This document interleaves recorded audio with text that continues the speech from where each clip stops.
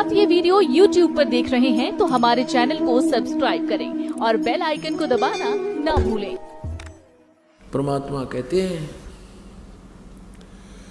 हमारी शरण में यदि प्राणी आ जाता है, सतगुरु शरण में आने से आई टले बला, जय मस्तिष्क में सूली हो वो कांटे में टल जावे।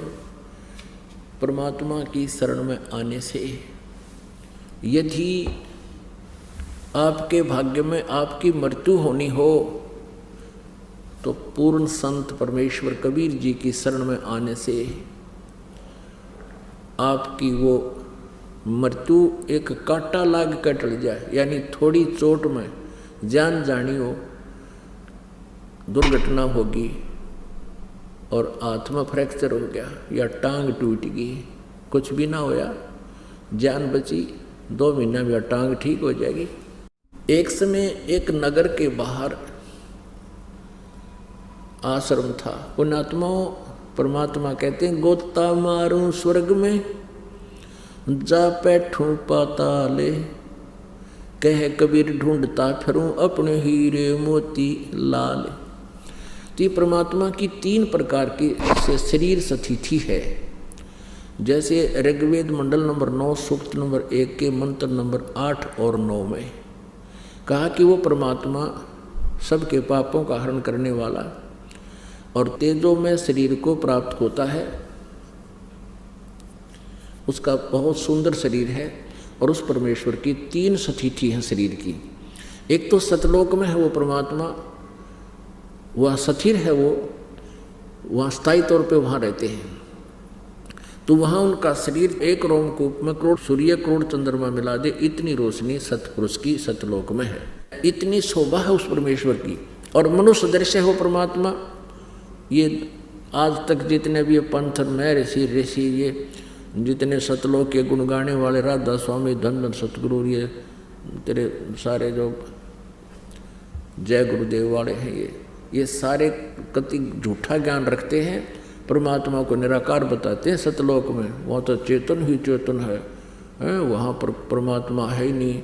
और मोक्ष प्राप्त आत्मा सतलोक में निराकार परमात्मा में ऐसे समा जाती है जैसे बूंद समुद्र में। कोई बात हुई?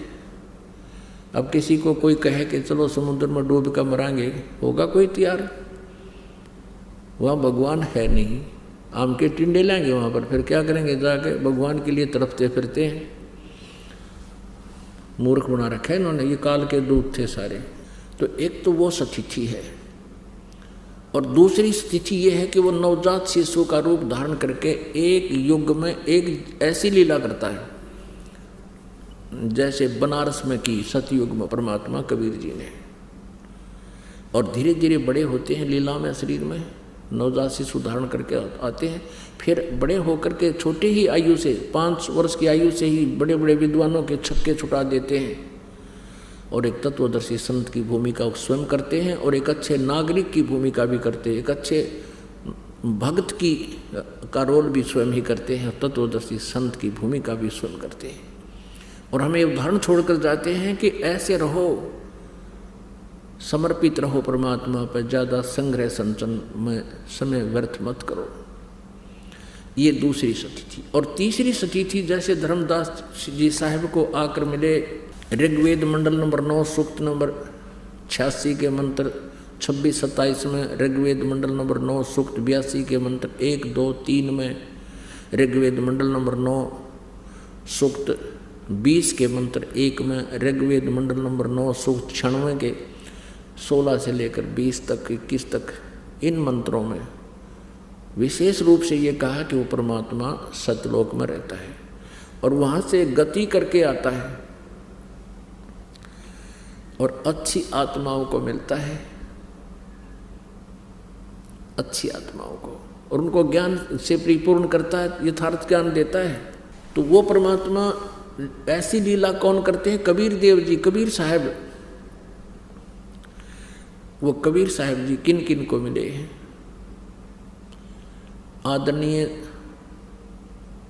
धर्मदास जी को आदरणीय मलुकदास जी को, आदरणीय दादूदास जी को, आदरणीय नानक साहिब जी को, आदरणीय गरीबदास साहिब जी को, आदरणीय गीसादास साहिब जी को, आदरणीय नामदेव साहिब जी को, और भी बहुत से संतों को मिले, लेकिन हम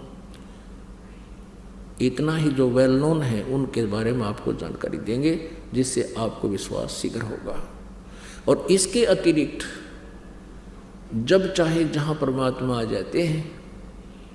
कुछ दिन किसी पहले क्या होता था कि ये गांव में, नगरों में कहीं कहीं उनकी यादगार बनी हुई है, और वहाँ के अक्षेत्र के व्यक्ति कहते थे यहाँ एक साधु रहा करता था, उसने अपना भेद नहीं दिया, कहाँ से आया था, कहाँ का उनका जन्म था, कभी वो नहीं बताते थे।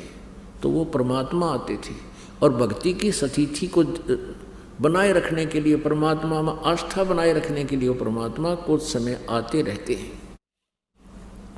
कुछ समय कहीं रह जाते हैं, कुछ समय कहीं रह जाते हैं। उस क्षेत्र में फिर भक्ति पनप जाती है, मालिक की आस्था बनी रहती है।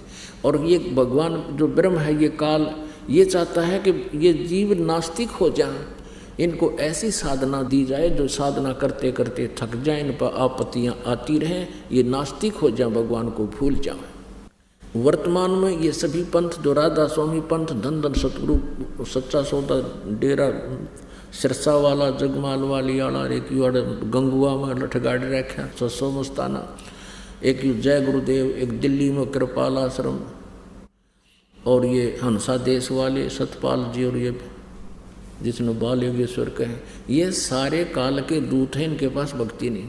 और इनकी ऐसी दुर्गति हो रही है, इनके अनुयायियों की भी। और फिर ये क्या कहते हैं, भाई कर्म का दंड तो भोगना ही पड़ेगा।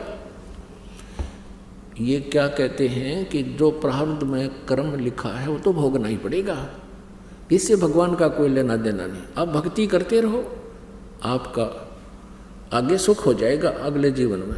अब पुण्यात्माओं, दुख होता है पाप तय, और सुख होता है पुण्य से।